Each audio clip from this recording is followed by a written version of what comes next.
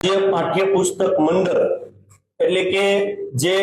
પ્રાથમિક શિક્ષણ એટલે કે 1 થી 8 ની અંદર સમગ્ર ગુજરાતની અંદર જે વિનામૂલ્ય પુસ્તકો આપવામાં આવે છે અને જે આપણી ગુજરાત સરકાર દ્વારા ચાલતી સેલ્ફ ફાઇનાન્સ સ્કૂલો 1 થી 8 ની અને ગ્રાન્ટેબલ સ્કૂલ આ ત્રણેય સ્કૂલોનો જે અભ્યાસક્રમ છે એ અભ્યાસક્રમ ગુજરાત પાઠ્યપુસ્તક મંડળ દ્વારા પુસ્તકો બહાર પાડવામાં આવતા હોય એમાં સંસ્કૃત વિષયની અંદર ધોરણ 6 અને ધોરણ 8 આની અંદર જે વિષય ભણાવવામાં આવે છે સંસ્કૃતનો એ છેલ્લા 13 વર્ષથી વિદ્યાર્થીઓને ખોટું જે કહી શકાય પાઠ્યપુસ્તકમાં જે ખોટું લખેલું છે એ ભણાવવામાં આવે છે છેલ્લા 13 વર્ષથી જ્યારે એ વસ્તુ ડોક્ટર સાહેબના ધ્યાન ઉપર આવતા પાઠ્યપુસ્તક મંડળ હારે વાર્તાલાપ માહિતી સમગ્ર વસ્તુ કરવાથી પાઠ્યપુસ્તકે મંડળ એ ભૂલ સ્વીકારી કે હા અમારી ભૂલ છે અમે આ સ્વીકારી અને ફેરફાર રિપોર્ટ કરશું ફેરફાર રિપોર્ટનો લેટર પણ હમણાં જ તમને મળી જશે એ પણ ડોક્ટર ભરતભાઈ કોયાણીને લેખિત મોકલે છતાં પણ દુઃખ સાથે કહેવું પડે છે કે આજે ખાલી રાજકોટથી આપણે વાત કરી રહ્યા છીએ રાજકોટની અંદર જે પાઠ્યપુસ્તક વિક્રેતા હોય એટલે કે સ્ટેશનરીના જે સ્ટોલો છે ત્યાં પણ જાઓ તો તમને આજે જૂનું પુસ્તક મળે છે રાજકોટ શહેર કોંગ્રેસના માધ્યમથી અમને ફરિયાદ મળતા અમે એક સ્કૂલની અંદર શિવશક્તિ સ્કૂલની અંદર હવે અમારા કોર્પોરેટરને NSUI ની ટીમને સાથે રાખી અને અમે જ્યારે વિઝિટ કરી 2 દિવસ પહેલા જ ત્યારે શિક્ષકોને પણ સાથે રાખ્યા હતા જે ગવર્નમેન્ટ શિક્ષકો છે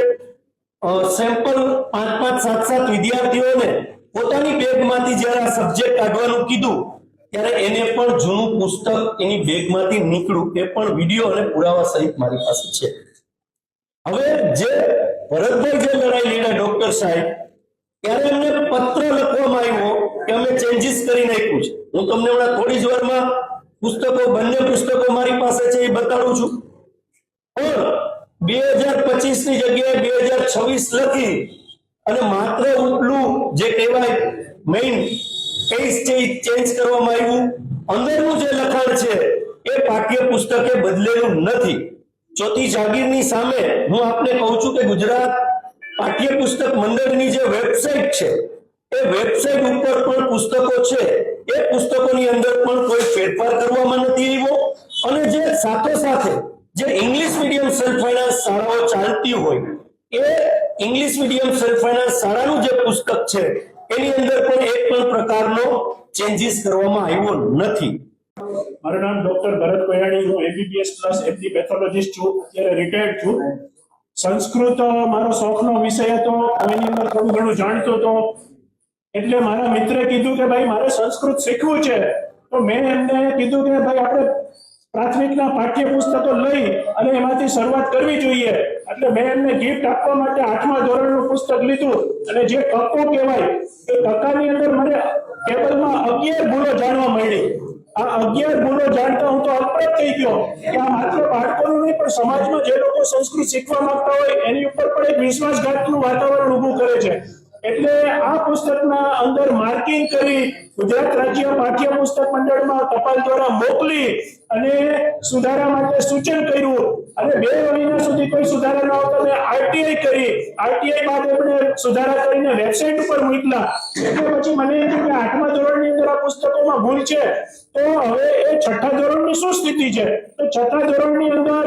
આપણે સામાન્ય રીતે ગઈએ કે કકો ગઈએ કે અ એ આઈ ઓ તો 8 અક્ષરો એને ડ્રોપ કરી લીધા હતા આપણે કલ્પના પણ ન કરી શકીએ શું 26 લેટર્સમાંથી અંગ્રેજીમાંથી આપણે 6 અક્ષર બાદ કરી શકીએ માત્ર આપણા દેશની અંદરની આપણી આ દેવ ભાષાની અંદર 8 અક્ષરોને એ લોકોએ બાદ કરી દીધા હતા અને આ 13 વર્ષથી આ ખોટા પુસ્તકો ભણાવતા હતા એટલે મને થયું કે આ એક ઉઘાડી ક્ષતિઓ છે અને આખું પુસ્તકો મેં તમે 8 અને 9 ના સ્ક્રીન કર્યા તેમાં જે મેટ્રિક્સની ભાઈએ કીધું કે ભાઈ 100 ભૂલો છે 85 ભૂલો છે એ બધી જ ભૂલોને સ્ક્રીન કરીને મેં પાઠ્યપુસ્તક મંડળમાં મોકલ્યું તો મારી ઉપર એ લોકોએ સુધારા કરી અને વેબસાઇટ ઉપર અપલોડ કર્યા માર્ચ મહિનામાં 5મી માર્ચે મને લેટર પણ આપ્યો કે આ બંને પાઠ્યપુસ્તકો સુધારેલા તમને મોકલીએ છીએ અને વેબસાઇટ ઉપર અમારા સુધારા જોઈ લેજો. આ થયા પછી નવા પુસ્તકો બહાર પડવા જોઈએ એટલે મેં કીધું કે ભાઈ તમે વેબસાઇટ ઉપર સુધારા મૂક્યા છે પણ એ નવા પાઠ્યપુસ્તકની અંદર આવરી લીધા છે કે નહીં એટલે બજારની અંદર તેર સાથે પુસ્તક લેવા ગયો તો પહેલું જ મને પુસ્તક જૂનું 2025 પહેલાનું આપવામાં આવ્યું એટલે હું તો હતપ્રભ થઈ ગયો કે અત્યારે બજારમાં સુધારેલું પુસ્તક અને ખોટું પુસ્તક બંને વિદ્યાર્થીઓને કેમ ખબર પડે કે આ સાચું છે કે ખોટું છે. એટલે મેં ટેલિફોન દ્વારા ત્યાં જાણ કરી તો કે એ લોકોનો જૂનો સ્ટોક હશે, કઈ વાંધો નહીં. હવે સ્કૂલ ચાલુ થઈ ગઈ 20 દિવસ થઈ ગયા, અડધા પાસે ખોટું પુસ્તક હોય, અડધા પાસે સાચું પુસ્તક હોય. એટલે મેં સ્કૂલોની વિઝિટ લેવાનું ચાલુ કર્યું કે ભાઈ મળીને તમને કહું કે ભાઈ તમારી પાસે ખોટું પુસ્તક હોય તો બજારમાં જઈને બદલી નાખજો. તો આ સૂચના આપ્યા પછી હું સરકારી શાળા નંબર 93 મોકાજી સર્કલ પાસે ગયો તો એ ત્યાં વિનામૂલ્યે પુસ્તક આપવામાં આવે છે સરકાર દ્વારા. એ કે અમને કઈ ખબર પડે નહીં સાહેબ, આ 5 પુસ્તકો 6ઠ્ઠા અને 8મા લઈ લ્યો ને શું સ્થિતિ છે. તો હું તો આશ્ચર્યચકિત થઈ ગયો ભાઈ એની ઉપર લેબલ હતું 2026 નું અને અંદર તો સુધારા કર્યા વગરનું જૂનું પુસ્તક ઢાંકી દીધું હતું. એટલે મેં પાછું ત્યાં ફોન કર્યો તો મને કે તમે એવિડન્સ પૂરા પાડો કે આ પ્રકારનું પુસ્તક છે. એમણે તસ્દી લીધી નહીં કે ભાઈ આ પ્રકારની આપણે તપાસ કરીએ સ્કૂલમાં. એટલે પછી મેં જુદી જુનાગઢની સ્કૂલની મુલાકાત લીધી, અહીંથી મેકાવા ગામ છે જામનગર જિલ્લાના ત્યાં બે સ્કૂલની મુલાકાત લીધી અને મારા જે રિલેટિવ્સ હોય જે ભણતા હોય એમના પાઠ્યપુસ્તક લઈ ઝેરોક્સ પીડીએફ બનાવી અને પાઠ્યપુસ્તક મંડળમાં મોકલી. મારે એવિડન્સ મોકલવા પડ્યા, એમણે તસ્દી ન લીધી. મેં કીધું તમારો રિપ્રેઝેન્ટેટિવ આ સ્કૂલોમાં મોકલે કે અમારી પાસે કોઈ એવી વ્યવસ્થા છે નહીં. એટલે એવિડન્સ સાથે જે ભૂલ ભરેલા પુસ્તકો સપ્લાય થયા છે મારી પાસે એના ઝેરોક્સ કોપી પડેલી છે. આ કર્યા પછી આપણને એમ થાય કે ભાઈ આ સુધારો વેબસાઇટ ઉપર મૂક્યો, ગુજરાતીમાં તો ઇંગ્લિશમાં તો કોઈ સુધારા જ નથી કર્યા કે જાણે કે ઇંગ્લિશ વાળા વિદ્યાર્થીઓ આપણા છે જ નહીં. એટલે અત્યારની સ્થિતિમાં સરકારી શાળાઓમાં પછી મેં રાજદીપસિંહભાઈને વાત કરી કે આ રીતે ગંભીર પ્રશ્ન છે. એમણે ઉત્સાહથી આ પ્રશ્ન ઉપાડી લીધો. હું રાજદીપભાઈ અને બીજા કોર્પોરેટર શ્રી સાથે 92 નંબર શિવ શક્તિ યુનિવર્સિટી રોડ ભગતસિંહ ગાર્ડનની સામેની સ્કૂલની મુલાકાત લીધી અને એમણે કન્ફર્મ કર્યું કે ભાઈ આ ખોટું પુસ્તક કે જેની ઉપર પાછું 2026ની સાલ મારેલી છે એવું દરેક વિદ્યાર્થીઓની પાસે સપ્લાય થયેલા પુસ્તક છે. એટલે આ ગુજરાતનું એક મને અંદરખાને ખબર પડી છે કે 1.5 લાખ આવા પુસ્તકો જૂના છે અને એની પર 2026નું એટલે નવું સુધારેલું પુસ્તકો એવા ભ્રામક કરી અને 1.5 લાખ ખોટા પુસ્તકોને વિનામૂલ્યની શાળામાં ધાબળી દેવામાં આવ્યા છે. અત્યારની જે કંઈ છે એ ગરીબ વિદ્યાર્થીઓ છે, લાચાર વિદ્યાર્થીઓ છે એનો ફાયદો ઉપાડી અને આ બધી વસ્તુઓ પૂરી પાડી છે. એટલે રાજદીપભાઈ મેં વિનંતી કરી કે ભાઈ આની સામે આપણે જોરદાર લડત ઉપાડવી જોઈએ. એટલે એમના માર્ગદર્શન નીચે મેં બધું કરેલું હતું અને આજે આ કઈ પ્રેસ મીટિંગ છે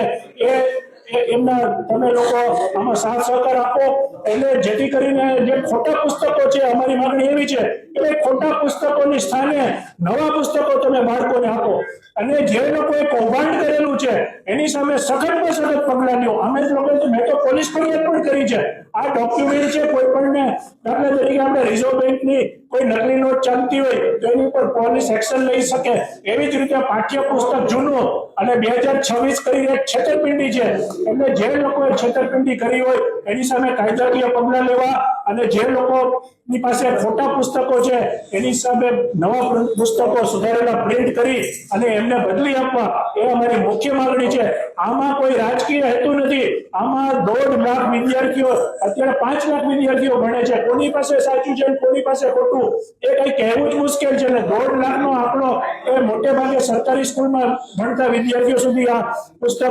હજી સુધી મેં જોયું નથી કે કોઈ પણ સરકારી સ્કૂલની અંદર સાચું પુસ્તક હોય. એટલે આ મીડિયા લોકોને હું હાથ જોડીને વિનંતી કરું છું કે વિદ્યાર્થીઓના હિતમાં આ પ્રશ્ન આપ ઉપાડી દો.